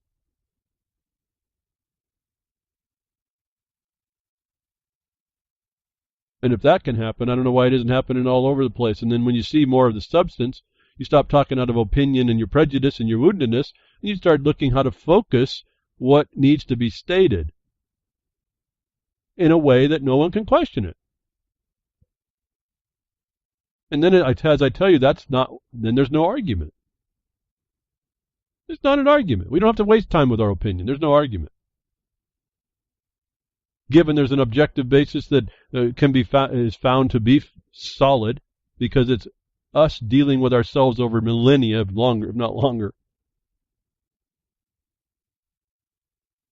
then we follow that for the time being, not make up new stuff. So Israel goes to social media, crawls around with its prejudices against people it doesn't even have a right to say, and then attacks people and puts them in positions that they are now subject to just because they were talking on social media with an opinion, and everyone's okay with that. Going through places like Google to do it, which are made for the purpose. We get the story to say, again, all this is the same week. Google has become a major threat to democracy in America. Well, I don't agree with the democracy. How can it be a threat to mob rule when it is the mob?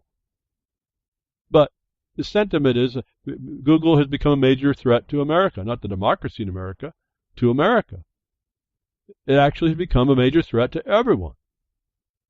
But this is what people are starting to sense.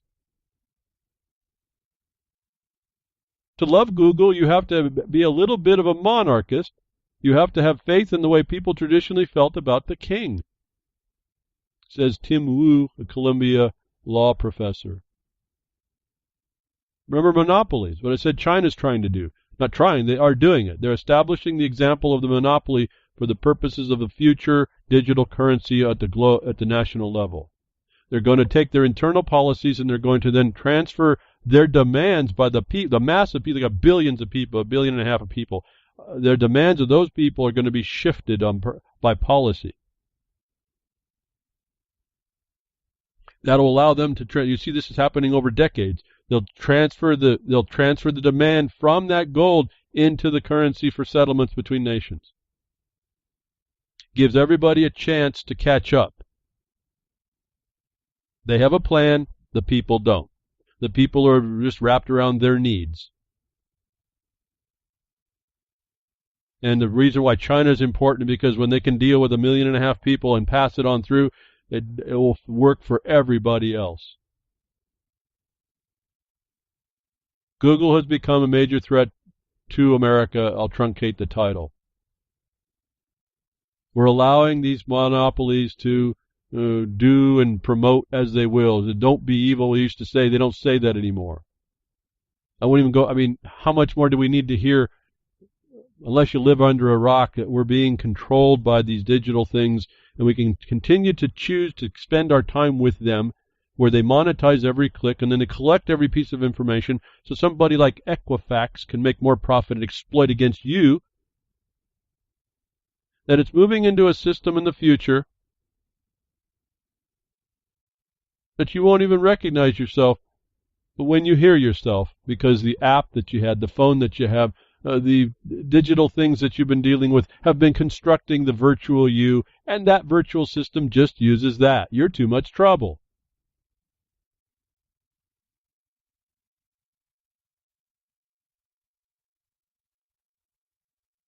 Google has become a major threat in America.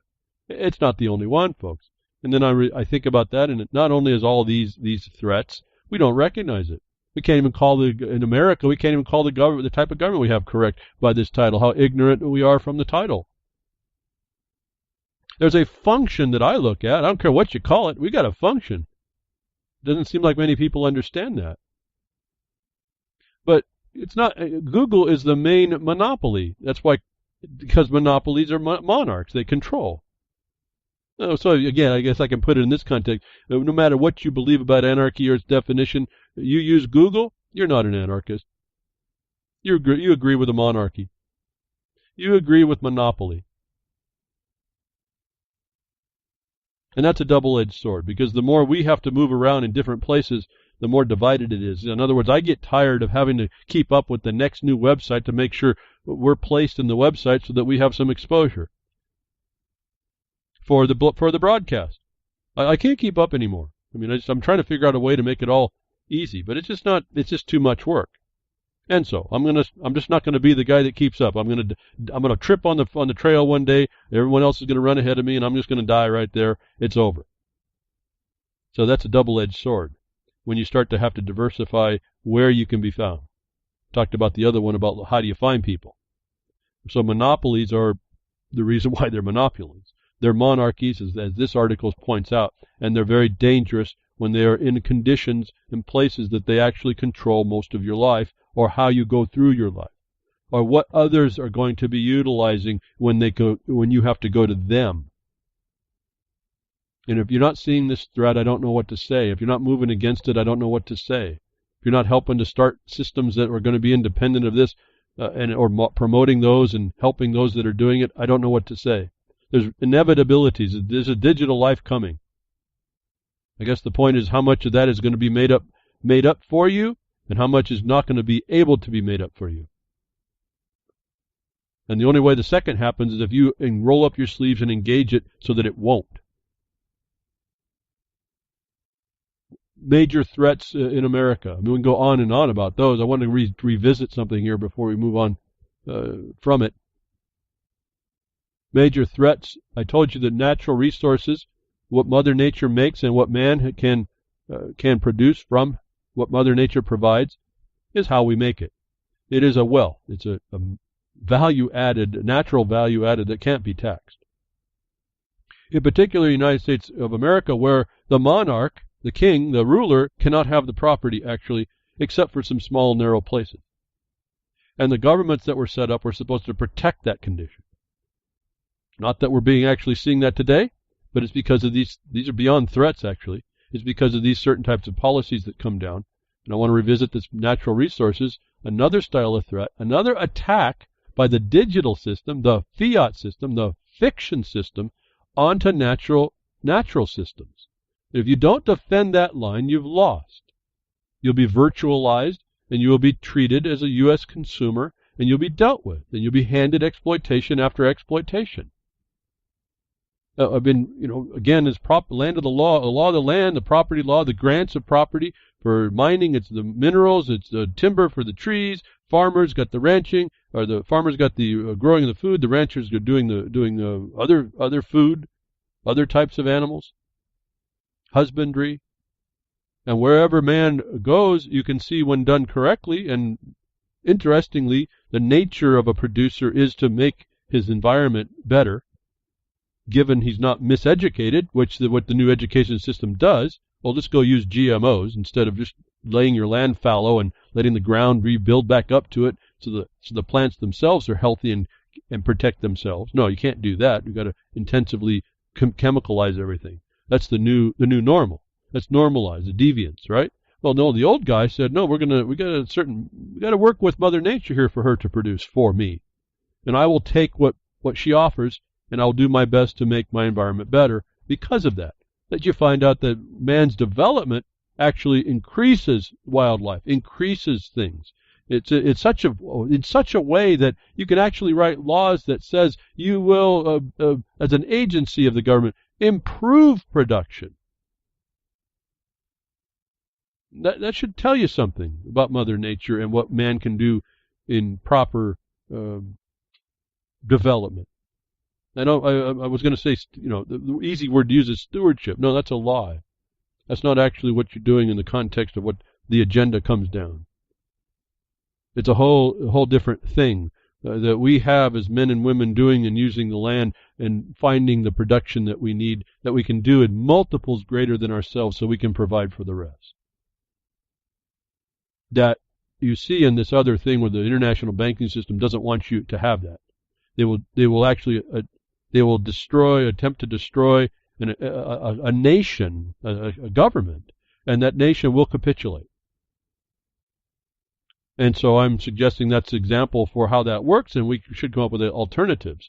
That the threat to us not only is the digital threat, but it's the one in the real world, that you have people in the government that are the threat, that people don't necessarily see on what to do about it. Governor Brown presses federal authorities for resources as Oregon wildfires grow, was a headline. I'm talking about this also in relation to, we have lots of wildfires going on in the nation. People are now, this is the year you're supposed to see, nice sunny days and hot days, and I don't know. I don't think we've seen the sun now for, we saw it, I'm seeing it for the first time today after maybe a month, minimum, maybe 2 months, because of all the smoke in the sky, based on these new policies. The threat to America is this threat that the people in the offices of government are running an agenda to work you out of your life, your livelihood and your life, and do what they believe the do-good. They believe they're do-gooders, saving things that they want you to do. Well, this headline was kind of interesting. I don't even know if many people understood it. Governor Brown presses federal authorities for resources as Oregon wildfires go. I'm just going to let you know without reading the story.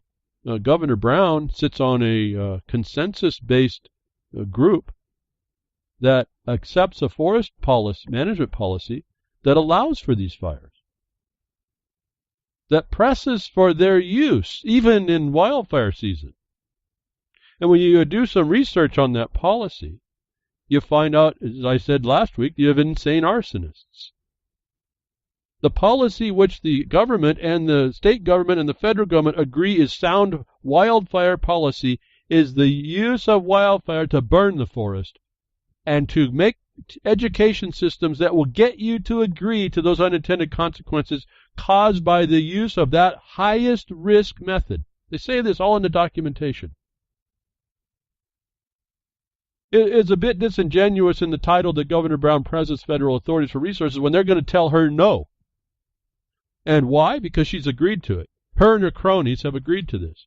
And how? Because everybody believes that that system is how you're supposed to go through things, and they put fire ecology, the actual science of fire ecology, on the back burner, or just pick through the bones of it and utilized it to do this wilding condition. The headline says that this progressive governor, this governor who actually is the cause of the fires, is actually asking for resources that won't come to her, but it makes her sound good, doesn't it? It's kind of like my problem with Ron Paul. He could be considered Dr. No, but he knew that even by saying no to an appropriations bill that included money to his district, he'd get that money. He could say no 100% of the time, and he'd still get money into his district. So there's a slight deception about that. That's a major deception. It's the same problem I see here. Oh, she's pressing for resources. They're going to tell her no, and they did tell her no eventually. But she's already agreed to the policy that allows your lands to burn. That if I could get a few people to understand that and show them how this works, we may not see this in the near future, pretty quickly. But the threat to us is these people in the office, and I hear nothing but either crickets or I hear complaints or what are you going to do, go into the system? No, you out the system. You do it with knowledge. I did some preliminary checking about this forest policy, about the science that was done back in the 60s. I found out even the Howard Biswell was saying prescription fires can be used, but he said them in a very particular state that they have now unleashed. They don't even have the particular condition that he was using them for. And he admitted then there was no real understanding that there would be more experiments needed to be done to fully understand this tool. As a tool, not a method of forwarding an agenda of wilding. In other words, getting you out of production of the forest and destroying the watershed so you had to move away from it. The threats to our lives are all based in the same kinds of methods. It doesn't matter if I go digital, if I go into this fictional world, or I go to these people that are in office that are actually affecting us in real time, in real life. The method of the plunder is clearly discernible. And the answer to it in every case is to identify that it's there, find the objective basis, and stick that back in their face, and call them the criminals that they are. And then if there's enough of you, maybe we can bring the mass of the people to bring that so-called liberty that we're never supposed to leave from. Because as long as we are, we're moving back to that global arena where some country like China can rule your life in the future. Not that it will do it directly. It did it through its policies. It did it through all of its policies that were allowed to it to do, that the people like the banks that went into Uruguay could shut down a country like Uruguay. And the people sit there all looking at each other because they're not creative enough to figure it out. And I don't know that I had an answer, but I have a suggestion. And I don't know if that suggestion would go farther than what I've just told you, but it seems to me if there's a medium of exchange, I don't care what used to be puka shells, as I understand it in Hawaii, that used to be a medium of exchange. As long as you trust it, it doesn't really matter. Those that can continue to trust Equifax, Google, China, IMF, any of these people, and continue to stay in the systems that they are controlling, like Uruguay is still involved in, and not have a creative, real answer to that. I was going to say solution, but the solutions network is the demise of your response, your accurate response. that you don't have that response and become self-reliant, you are subject.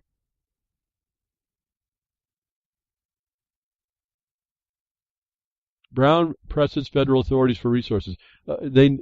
She's pressing a false condition. She's a false hero, creating a false enemy when the whole thing is one big evil enemy. They've agreed to this in the policy considerations through that consensus process I keep telling you is a felony against all of you. Most likely all of the fires are based on this 1995 policy, which they claim is sound science, and it's not. Anybody who just does a quick perusal of the policy will see that for themselves. And I see and hear hardly anybody in the seats of decision that went there first, or anybody that would be doing research to find out why they're having their family members go to the hospital, or why they have to breathe this smoke, or why any of it is going on, why they haven't gotten to the root cause and found out where the problems are more than just use their opinion and their whining. It is just a fascination to me that the threats that we can identify are none that we address.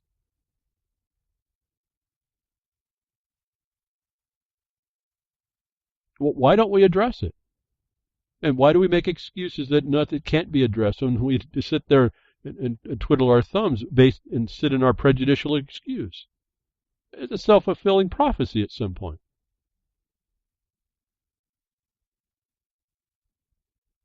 See, the thing about what I'm saying on some of this is I'm not saying about what I believe, because to tell you the truth, fire ecology I really had never been trained in. Oh yeah, I've fought some forest fires, this and that, done all that. I've been a firefighter. I understand fire. I know the basics of it, but I've never really done it for any length of time and really looked at it. Never went down and measured stuff. Never had to create the tools for measurement and accurately apply it and retest the theories and really check it out and delineate. I've never done any of that stuff. I can talk with people who have, and I get a fairly fair idea about what it takes and what the standards are. But if you don't have that in you, then you don't understand what best science is. You can be vulnerable to a lie. Just as I didn't understand, but I went to go read pretty quickly. Within about 20 minutes, I had a good idea of where the lie is and how it continues. That I think, well, we've actually started to destroy that. That we can be duped. We can put our faith in people and things. Like I said, the experts say last week, reality is not what experts say, was the title of last week's broadcast. Reality is not what experts say. And so we have to go find out what it is. And when you find out the underlying things and objective basis is faulty, you then have to go find what that objective basis. It's not about what I believe. It's not about what I feel. There is some of that in there, but what I feel is I don't like the smoke and breathing the smoke, and I see a law that says it's not supposed to be happening that way. It doesn't mean that fire and stuff will go away. Things happen. We aren't perfect in our management. I don't mean managing fire to burn. I mean managing the forest to produce. And so it's not what I feel, or I'm asking anybody to feel for themselves. I'm saying we have a major problem and we have a bunch of people deceiving us. Let's go find the objective basis. And that takes out most all subjective belief of how I'm affected for my sake. We literally remove ourselves from the equation at all points. That's why the black and white is so critical. The problem with the newer black and white in the last 40 years, it's been adulterated. But that's really not in the law, actually. That's all in the policies. And then you get these criminals in those agency decisions that make their decisions that we'll agree to disagree. Well, they don't have an authority to disagree to the objective basis. And so we have to move the next step to call them out for the criminals that they are. And then we have to work and we find out that the system is so broken we can't get accountability. Now that's your real problem. The first problem, though, is getting the objective basis, getting yourself outside of the problem. Don't make yourself with the problem. You are affected by what's going on, but you don't get emotional about it. Why? Because when you get emotional, you can be screaming at each other all day long and never get anywhere. Well, when you write it in a piece of paper and it's been agreed, that's the way the law works. That's where you start and you end right there until you get it worked out different. So there's nothing about us and for our sake that we're even doing this other than it's not working right. We're being harmed now. And we're being duped by these people. They play themselves up to be something and they're not. The governor plays herself up to be somebody that's doing the best for Oregon, and this Brown is not. I've got proofs about it. I won't go on and on. I'm repeating myself all the time. You know the proofs. I just gave you another one. The process that they agreed to that I'll just stop. I've said it already. She's another threat. She's coming under color of authority to do something that she has no real authority to do, that she's lying about what she's done, that the media says contrary to what the actual fact of the point is. And that leads me to this thing about being duped and the processes of agenda that come through. And we see the globalization threat that we're under, and it comes in many different forms. We're duped by people who promote themselves to be other than what they are. Another story pops up regarding this the condition that we've been seeing that's been Charleston. You see this thing called Antifa and this thing called the national supremacist groups. And then we find this little story busted. Another white nationalist leader was once active in Occupy movement. Are we seeing a trend here? First, Jason Kessler of Unite the Right is revealed to have been involved in Occupy movement, and now another white nationalist has been discovered to have been made the same political leap. I've told you folks, and I wrote this in the Twitter, I told a long time, how long has it been? I said, don't go out and riot in the streets. You're going to be played and you're going to be set up. This was writing on the wall decades ago. I said, don't go there. Turn your attention inwards and go into black and white. And hopefully you do it the more proper way. You feed information, and you're not the one doing any arguing at any meeting. You're actually feeding the law information to people and keeping those people that are making decisions on track. But here we have these people that are jumping from one place to the next. We find out that both of the sides are being paid off by the same agents. If they're not FBI action, they're external, like Soros-style payments. Why would you subject yourself to that? Why would you buy into that? Is it really surprising that someone so-called busted? Are people that so-called busted them so clueless to understand that that was the plan to have happen, that this is happening all the time? It's probably happened before and they just didn't catch it. That's the interesting thing about possibly this internet. It can give us a bunch of really fast run-up on how we identify people.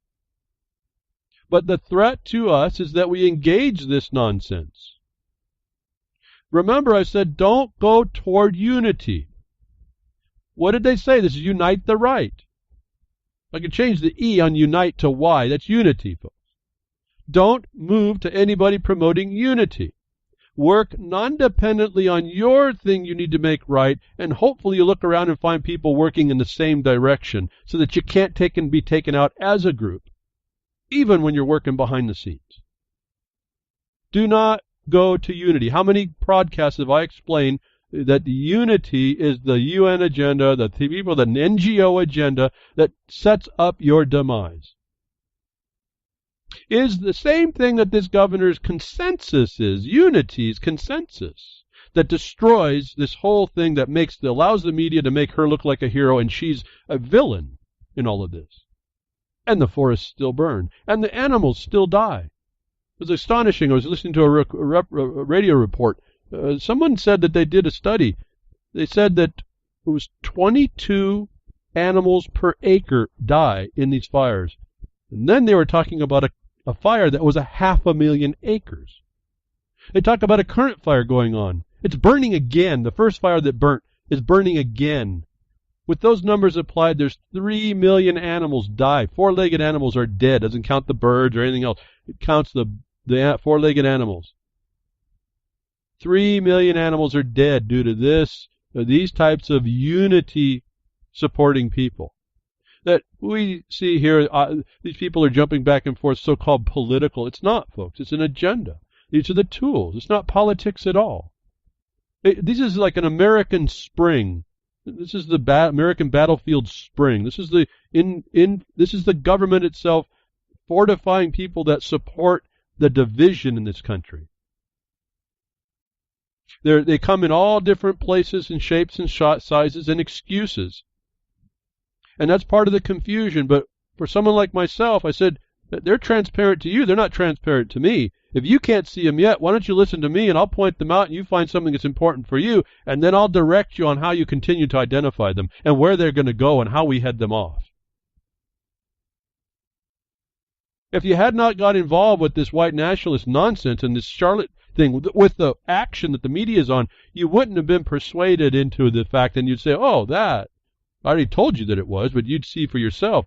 That's a setup. We don't want to lose time on that. We'll move over to where we need to actually be. We won't let that persuade us, because we're being duped at every turn unless we're on something that we're doing that we know that doesn't necessarily, isn't the cause of a unity before it gets moving. There might be a unification of effort after you've started your non-dependent action to stop the wrong you want to make right. You may find others that are believing in your same cause and have the same research base and the same foundation in law and temperaments that all work together. That's not the unity we're talking. That's you finding allies. When you start out a process of unity, I've been telling you that's the foreign agenda coming to destroy you. So you all that think that you're alt-right, alt-left, Nazi, this, that you want to talk about your identity, you want to support white whatever or black, you're just all part of the problem. Your mind is being driven by an external force that you haven't perceived yet. It's using your fallen nature against you.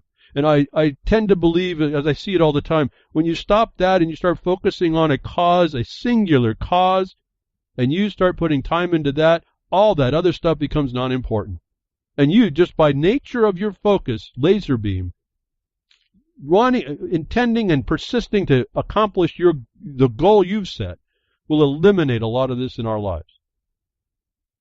And you don't have time for it all. And until I see that, I got to talk a little bit about it to explain how it's still you're giving your time to it. So we're given over to being duped. We're given over to this condition of being lied to. We can make up all kinds of stories around it. We can come up with all our opinions. And then over time we become observant and we start seeing these little problems that threaten us that really didn't appear before.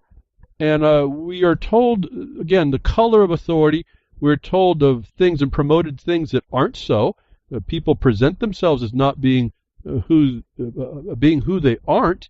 And I want to now move ourselves. It's just like the fractal. You go over the governor down to one little guy who misrepresents himself in a movement that's going to just threaten you and destroy you because you buy into it, to the governor of the state who does the same thing, to policies in the nation that do the same thing, and then you find out the head bully, the United States, like I said, is tied with all of this that we're talking about today. The United States, we find out now, if we didn't know it before, is us. The United States is the terrorist. It's coming out again. For all y'all that just don't want to get this, and even if you did, that you don't realize how extenuating all these influence happen to your way of life where you are, that you have to pick something to fight against. It looks so distant, but from the lonely man that dupes you all the way to the government duping you, it's a fractal to my mind. The United States aircraft evacuates over 20 Daesh commanders from ez-Zor, says a source as reported by Sputnik News. A military and diplomatic source has told Sputnik that a United States Air Force plane had evacuated Daesh, ISUS banned in Russia, field commanders from Deir ez-Zor. The United States-led coalition denied the allegations. Well, they did it twice, folks. First, they took out 2 commanders of European origination, and then the next time they came in, they took out over 20 Daesh and their families out of an area that the Syrian army has now taken back control of, this Deir ez-Zor. It was a 3-year hold. They finally broke the siege there.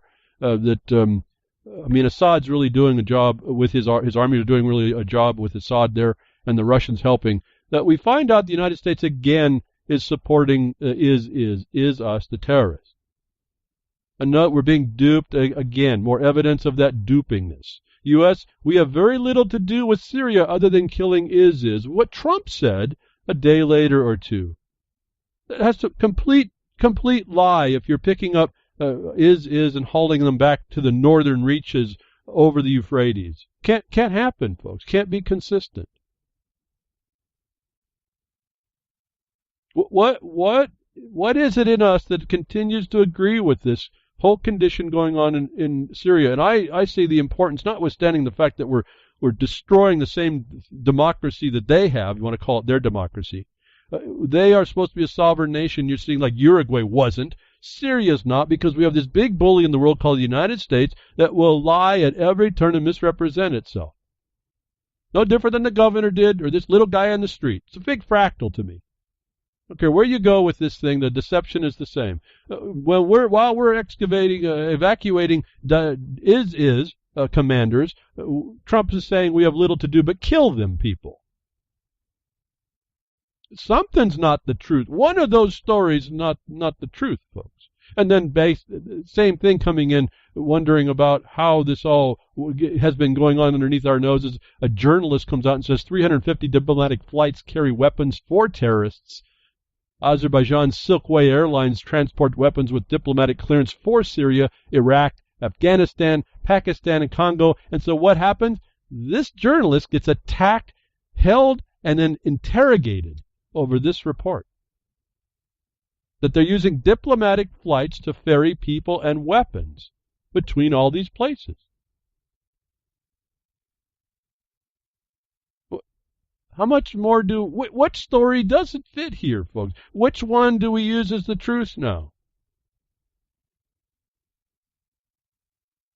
And if we back off from that, then I'm saying you're defective at some level, because you're going to do that with the trouble that is right around you in these very substantial problems. If you're not going to find something private to you to be important enough to fight, what will you fight for? What can you expect? We find more information. It just comes out media propaganda. The Intercept. I've had a problem with this group and all the people that promote around it. The Intercept mistranslates an Assad speech to decry what Assad is doing.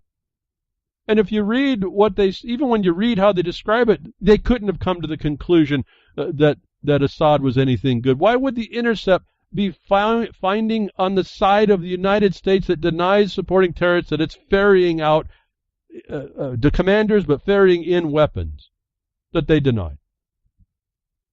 And yet comes out in the truth. How much more stories are we telling ourselves about all this? How much more dupable are we going to be and continue to allow these stories to not show us the notice of our failure that says we have to get involved, even if it's down to our credit score? Even if it's down to this exploitation by these companies that consider you're a consumer and you didn't even deal with them ever. How did that happen? That's our problem. That's their plan. What you going to do about it? Thank you for tuning in today. Hope something I said will inspire you to continue to research and find that wrong you need to make right. 𝒟𝓸, thank you very much for all you do at reallibertymedia.com, archives, blogcaster page, all that, all the management, freedomsnetwork.com, social network, small one there, working on getting people together. Bo Diddy and 𝒟𝓸 working that out. And we got Jules over at ucy.tv. Thank you very much. Appreciate your broadcast, pastcast, and the recast on Thursday. And you can terrestrial broadcasters, all wherever you are, thank you very much. I'll be here next week, tech diffs and nature willing.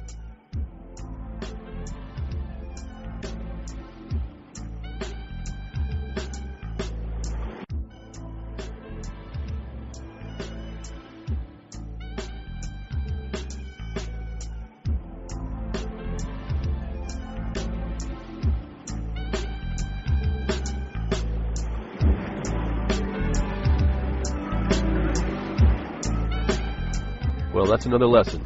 I hope with today's information you can take it to those that misbehave. From behind the woodshed, leaving his mark on the beast, this is Hal Anthony. Till next time, journey with purpose.